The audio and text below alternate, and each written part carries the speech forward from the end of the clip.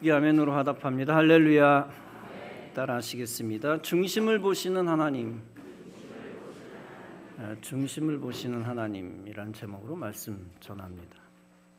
헤겔이라는 사람이 있었습니다. 그는 1821년 대논리학이라는 책에서 다음과 같이 말한 바 있습니다. 형식이 내용을 지배한다. 실제 형식이 내용을 지배하는 경우가 많습니다. 형식이 내용을 어느 정도 증명하는 경우도 많기 때문입니다. 따라서 겉모양이 중요합니다. 그러나 항상 겉모양이 내용을 항상 보장하는 것은 아닙니다. 음식점에 겉모양이 깨끗한 경우가 있습니다. 그런 사람들이 음식도 맛있을 거라고 여깁니다. 그러나 오히려 겉보기와는 달리 맛없는 경우가 있습니다. 따라서 겉모양이 항상 다가 아닙니다. 사람의 겉모양이 좋으면 사람들이 호감을 가지고 선호합니다. 그러나 겉이 멀쩡한데 사기치고 범죄를 저지르는 경우도 많습니다.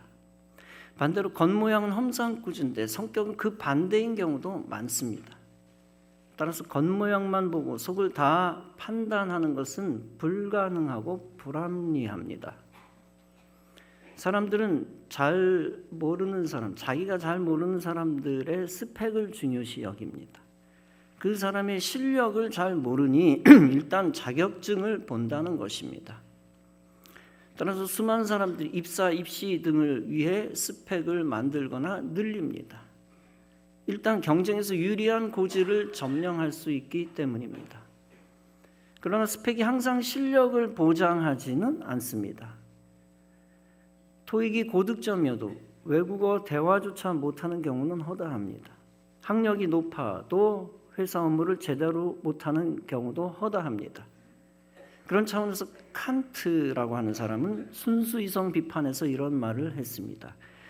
형식 없는 내용은 맹목적이고 내용 없는 형식은 공허하다. 형식도 중요하지만 내용이 없다면 형식은 허영이라는 것입니다. 본문은 사람의 겉모양과 속이 다르다는 것을 강조한 말씀입니다. 특히 사람의 판단과 하나님의 판단이 얼마든지 다를 수 있음을 강조합니다. 여호와께서 사무엘에게 말씀하십니다. 내가 이미 사울을 버려 이스라엘 왕이 되지 못하게 하였다. 네가 사울 때문에 언제까지 슬퍼하겠느냐? 너는 뿔에 기름을 채워가지고 가라. 내가 너를 베들레헴 사람 이새에게로 보낼 것이다. 이는 내가 그의 아들 중에서 한 왕을 보았느니라. 사무엘이 하나님께 말합니다. 내가 어찌 갈 수 있으리까? 사울이 들으면 나를 죽이리이다. 그랬더니 하나님이 말씀하십니다. 너는 암송아지를 끌고 가서 이렇게 말하라. 내가 여호와께 제사를 드리러 왔다. 그리고 이새라는 사람을 제사에 청하라. 내가 네게 행할 일을 가르칠 것이다.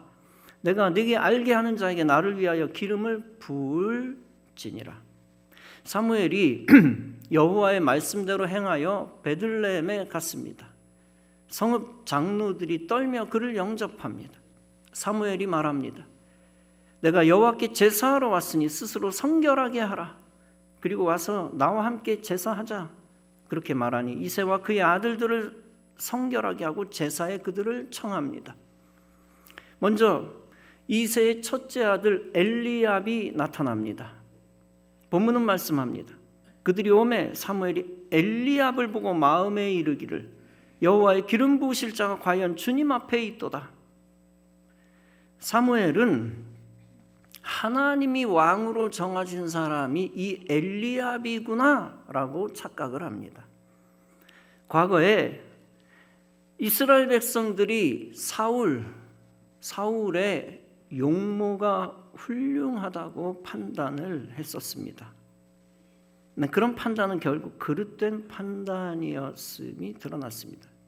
용모를 보고 그의 모든 것이 훌륭하다고 판단을 했었는데 그 이스라엘 백성들의 판단은 틀렸음이 드러났습니다. 그런데 이제 사무엘이 엘리압을 보고 외모를 보고 잠깐 좋다고 판단을 합니다. 따라서 여호와가 기름 부어 왕 삼으실 자가 이자로구나라고 착각을 했던 것입니다. 엘리압이 누구입니까? 장차 엘리압은 다윗이 골리앗을 대적할 때에 다윗을 질책한 그러한 다윗의 형입니다. 다윗, 네 마음과 네 마음이 완악함을 내가 안다. 네가 전쟁을 구경하러 온 사람이다. 그렇게 동생 다윗을 못마땅하게 생각했던 이새의 첫째 아들입니다. 본문은 말씀합니다. 여호와께서 사무엘에게 이르시되 그의 용모와 키를 보지 말라. 내가 이미 그를 버렸노라. 내가 보는 것은 사람과 같지 아니하니 사람은 외모를 보거니와 나 여호와는 중심을 보느니라 하시더라. 즉 사무엘이 사람을 겉으로 판단하는 것이 틀렸다는 것입니다. 하나님은 사람의 겉을 보고 왕될 사람을 정하시지 않는다는 것입니다. 오직 하나님은 사람의 중심을 보고 왕될 사람을 정하신다는 것입니다. 하나님이 왕으로 정한 사람이 누구였습니까? 다름 아니라 다윗이었습니다. 그런데 다윗도 엘리압 못지않게 용모가 뛰어납니다. 성경은 다윗의 모습을 어떻게 묘사합니까? 그의 빛이 붉고 눈이 빼어나고 얼굴이 아름답더라. 그렇다고 해서 하나님이 다윗의 좋은 용모를 보고 그를 뽑으셨을까요? 결코 그렇지 않습니다. 왕을 선택하신 하나님의 분명한 첫 번째 기준은 이미 밝혀졌습니다. 사람은 외모를 보거니와 나 여호와는 중심을 보느니라. 이 말씀이 증명하는 것이 있습니다. 그것은 하나님이 왕을 선택한 기준은 사람의 속의 중심이라는 것입니다. 즉 사람의 신실성, 정직성, 의로움, 하나님에 대한 충성심이라는 것입니다. 오직 다윗이 그런 기준에 가장 적합하다는 것입니다. 이미 사무엘은 사무엘상 13장에서 사울 왕에게 다음과 같이 최후 통첩했습니다. 지금은 왕의 나라가 길지 못할 것이라. 여호와께서 왕에게 명령하신 바를 왕이 지키지 아니하였으므로 여호와께서 그의 마음에 맞는 사람을 구하며 여호와께서 그를 그의 백성의 지도자로 삼으셨느니라. 이 말씀이 증거하는 것이 있습니다. 그것은 하나님 계명에 불순종하면 하나님의 마음에 맞지 않다는 것입니다. 반대로 하나님 계명에 순종하면 하나님의 마음에 든다는 것입니다. 사무엘상 15장에서 사무엘은 사울 왕을 다음과 같이 책망합니다. 여호와께서 번제와 다른 제사를 그의 목소리를 청종하는 것을 좋아하심같이 좋아하시겠나이까?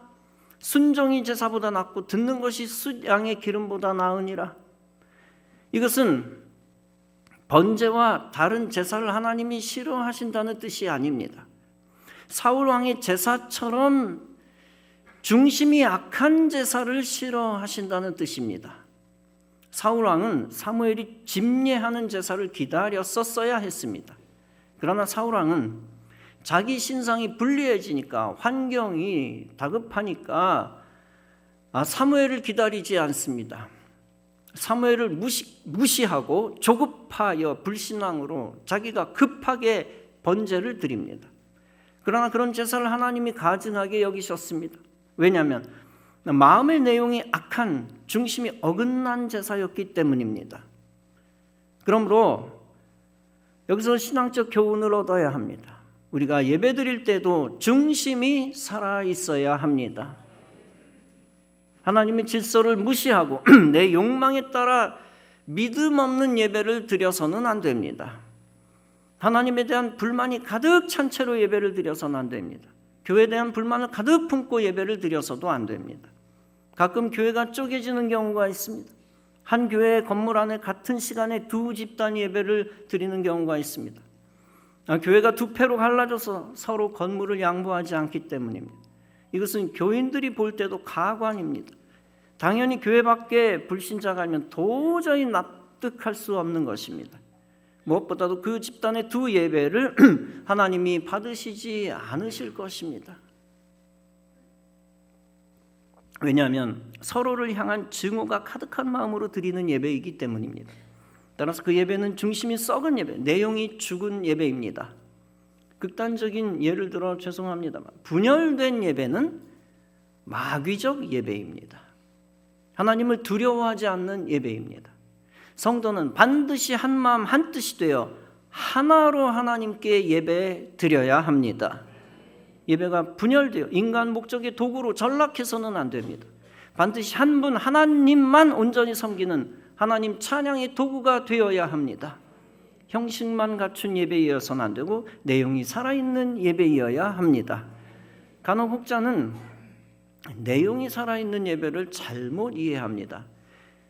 형식적인 것을 없앨수록 내용이 산다고 착각을 합니다. 형식을 되도록 탈피해야 내용이 살아난다고 오해를 하는 것이죠. 그로 인하여 예배 시간조차도 주먹구구식으로 잘 지키지 않습니다. 페루에 가보니 많은 교회들이 예배 시간을 제대로 지키질 않습니다. 남미의 특성이기도 합니다만 예배를 정시에 시작하지 않습니다. 대충 30분 기다렸다 예배를 슬금슬금 시작하는 일이 허다합니다. 이를테면 11시 반 예배면 11시 반에 시작하는 법이 없습니다. 30분은 걸립니다. 12시에 시작하거나 12시 10분 정도에 시작을 합니다. 시간에 얽매이지 않는다는 것을 내용이 살아있다고 착각하는 것 같습니다. 또 간혹 혹자는 예배가 무조건 길어야 진정한 예배라고 착각을 합니다. 그렇게 생각하는 크리스찬이 간혹 있습니다.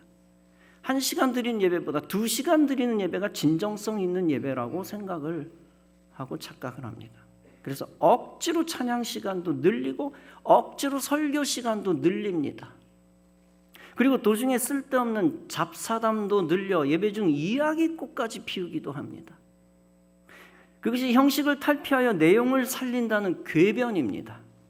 그러나 여러분, 인간의 말잔치로 전락시키는 것은 불경건한 예배입니다. 결코 중심과 내용을 살리는 것이 아닙니다. 예배는 길면 긴 대로, 짧으면 짧은 대로 중심이 살아있어야 합니다. 하나님의 영광을 사모하는 예배다워야 합니다. 인간적 세속적 가치를 추구함이 없이 하나님에 대한 경외감이 있어야 합니다. 비유적으로는 땅의 소리를 줄이고 하늘의 소리를 늘려야 합니다.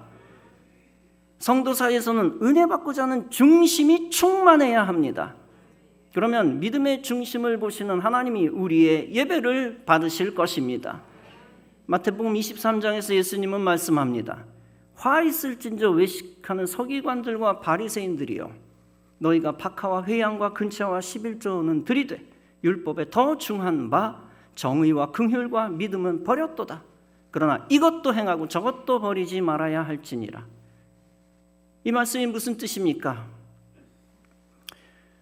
진정한 형식도 붙잡고 경외감을 가지고 형식도 붙잡고 내용도 경외감을 가지고 붙잡으라는 얘기입니다. 바리새인은 신앙의 형식만 있고 중심을 잃었다는 것입니다. 껍데기 믿음만 붙들고 외식하며 자랑한다는 것입니다. 신앙의 내용을 죽였고 살아있는 믿음을 죽였다는 것입니다. 왜냐하면 예수님 안 믿고 예수님 말씀에 불순종했기 때문입니다. 신앙생활의 겉은 멀쩡한데 실제 생활에서 죄지었기 때문입니다. 그렇다고 해서 신앙의 형식이나 경건의 모양을 무시하라는 뜻이 아닙니다. 예수님은 이것도 행하고 저것도 버리지 말라고 했습니다. 이 신앙의 형식도 매우 귀함으로 더불어 지켜야 한다는 것입니다. 신앙의 형식조차 없으면 불신자와 다를 게 아무것도 없지요.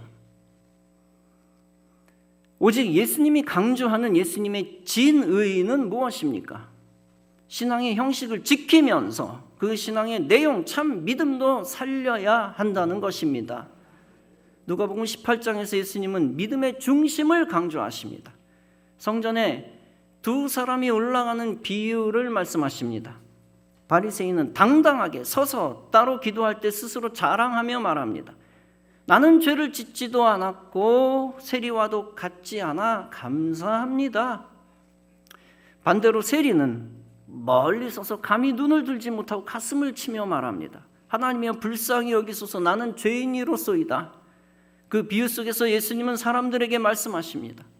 내가 너희에게 이르노니 이에 저 바리새인이 아니고 이 사람이 의롭다 하심을 받고 그의 집으로 내려갔느니라. 무릇 자기를 높이는 자는 낮아지고 자기를 낮추는 자는 높아지리라. 예수님은 믿음의 내용이 죽어버린 바리새인을 책망하십니다. 그 이유는 바리새인이 기도를 주님 뜻에 맞지 않게 사용했기 때문입니다. 하나님 앞에 회개가 없어 진정한 기도가 아니라는 것입니다. 그의 믿음은 가식적 믿음이며 교만한 믿음이라는 것입니다. 반대로 예수님은 세리를 오히려 인정하십니다. 그 이유는 세리는 그의 중심이 살아있고 주님 뜻에 맞게 기도했기 때문입니다. 진정으로 하나님 앞에서 회개하는 진정한 기도였다는 것입니다. 세리의 믿음은 진실한 믿음이며 겸손한 믿음이었다는 것입니다. 아담과 하와의 첫째 아들은 가인이며 둘째 아들은 아벨입니다. 가인은 농사 짓는 일을 하며 농사 지은 것을 하나님께 제물로 드렸습니다. 땅의 소산물을 제물로 드렸습니다. 한편 아벨은 양을 치며 양을 잡아 피로 제사를 드렸습니다. 하나님은 가인의 제물을 받지 아니하시고 아벨의 제물만 받으셨습니다. 이에 가인은 분한 마음으로 아벨을 질투하여 아벨을 죽였습니다. 이로 인하여 가인은 인류 최초의 살인자가 되었습니다. 태초부터 살인 행위가 일어났습니다. 한편 아벨은 인류 최초의 순교자라고 할 수 있습니다. 왜냐하면 아벨은 진정한 예배를 드리다가 핍박받아 죽었기 때문입니다. 이 태초의 이야기가 분명히 전해주는 영적 교훈이 있습니다. 그것은 역시 하나님은 인간의 중심을 보신다는 것입니다. 가인은 믿음이 있었던 것 같지만 결국 거짓 믿음을 가진 자였습니다. 가인의 예배는 중심이 죽은 예배였습니다. 하나님이 명한 신본주의 방식의 예배를 드리지 않았습니다. 반대로 자기에게 유리한 인본주의 방식으로 예배를 드렸습니다. 예배를 통해 하나님께 영광 돌리려는 생각 자체가 없었다고 할 수 있습니다. 그 사악한 중심은 증명됐습니다. 열매로 나타났습니다. 사악한 마음 중심에서 나온 질투심으로 형제를 죽였습니다. 전능하신 하나님, 그의 중심을 처음부터 꿰뚫어 보셨습니다. 그의 속사람과 속마음과 속믿음이 온전하지 않은 것을 아신 것입니다. 여러분, 진정 중심이 살아있는 믿음은 순종하는 믿음입니다.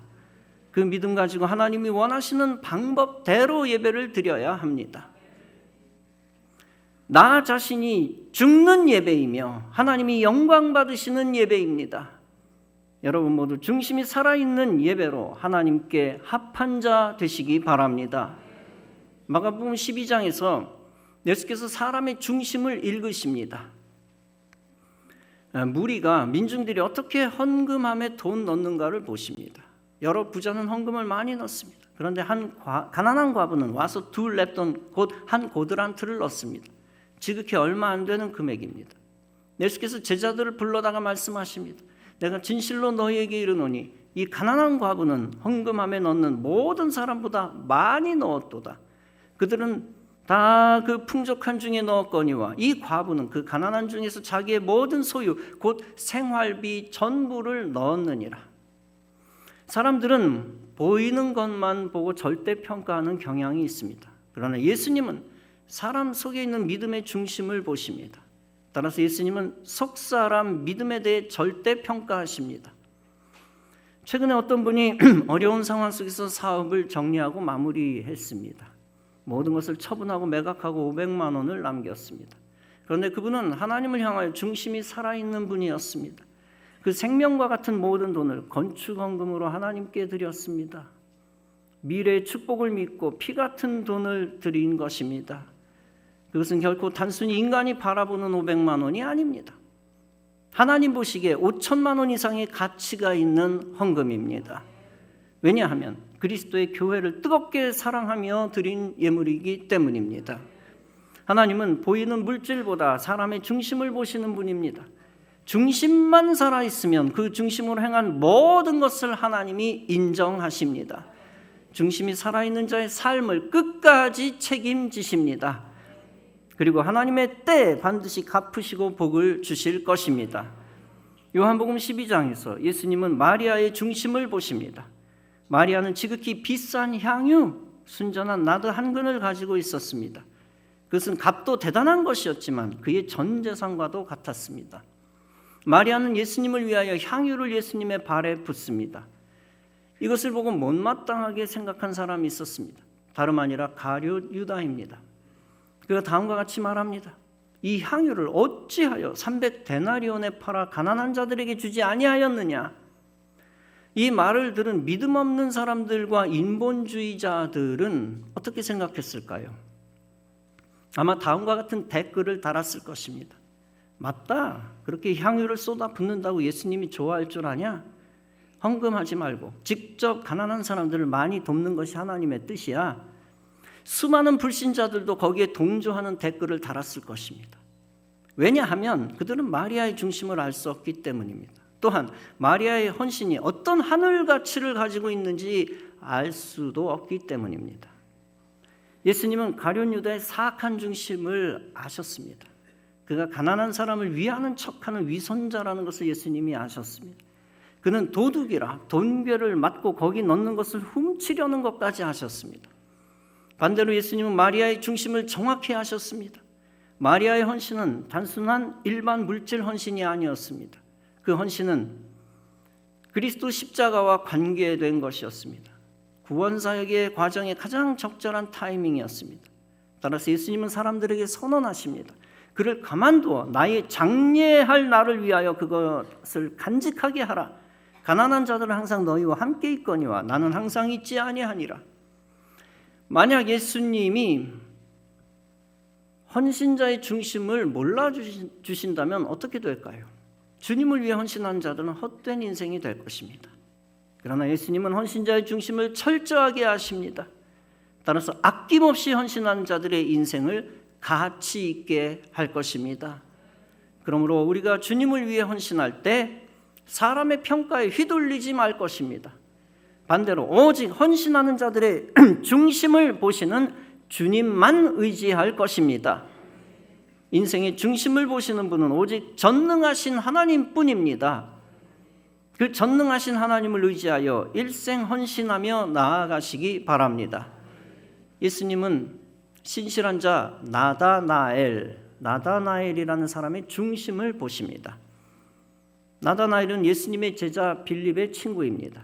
빌립이 나다나엘에게 예수님에 대하여 다음과 같이 소개합니다. 예수님은 모세와 선지자들이 기록한 바로 그분이다. 그런데 나다나엘이 예수님을 오해하며 말합니다. 나사렛에서 무슨 선한 것이 날 수 있습니까? 쉽게 말하면 나사렛 출신이 어떻게 선합니까? 그러나 빌립은 와서 보라라고 나다나엘에게 말합니다. 나다나엘은 빌립의 말을 듣고 예수께 나아갑니다. 그 모습을 예수님이 보시고 나다나엘에 대하여 이렇게 말씀하십니다. 보라, 이는 참으로 이스라엘 사람이라 그 속에 간사한 것이 없도다.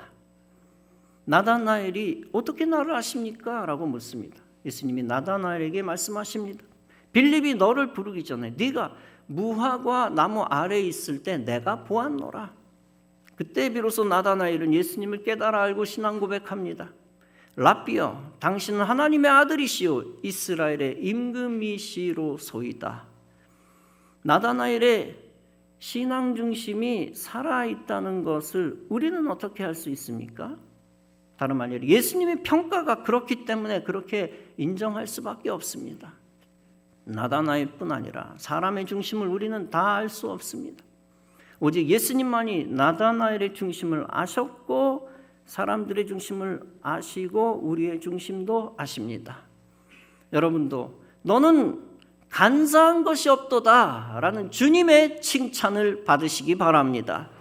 지금 이 세상은 거짓과 사기와 교활함과 불의가 가득 차 있습니다. 진실을 추구하면 손해본다 라는 마귀적인 생각을 가진 이들이 많이 있습니다. 진실한 사람을 알아보지 못하며 많은 이가 거짓된 사람을 추종하며 삽니다. 따라서 진실한 생활과 진실한 신앙을 포기하는 자가 생깁니다. 그러나 우리 하나님은 진실한 사람의 진실을 알아주십니다. 간사한 자를 꿰뚫고 그를 징계하시며 진실한 자에게 최후 승리를 주십니다. 오직 주님은 진실한 믿음의 사람을 기뻐하십니다. 진실한 회개를 원하십니다. 진실한 일꾼을 찾으십니다. 그러므로 여러분은 사람 보고 낙심하지 말고 주님 보고 진실하시기를 바랍니다. 진실한 믿음으로 하나님을 기쁘시게 하시기 바랍니다. 진실한 회개, 진실한 사랑, 진실한 헌신을 하는 하나님 사람 되시기 바랍니다. 그러면 하나님은 여러분을 인정하시고 기뻐하시고 영원히 기억하실 것입니다. 그로 인하여 진실한 믿음의 승리와 능력과 영광을 체험하게 될 것입니다. 오직 중심을 보시는 하나님만 의지하여 중심이 살아있는 신앙생활을 일생 지켜나가는 참된 그리스도인 다 되어지시기를 주님의 이름으로 축원합니다. 기도하시겠습니다.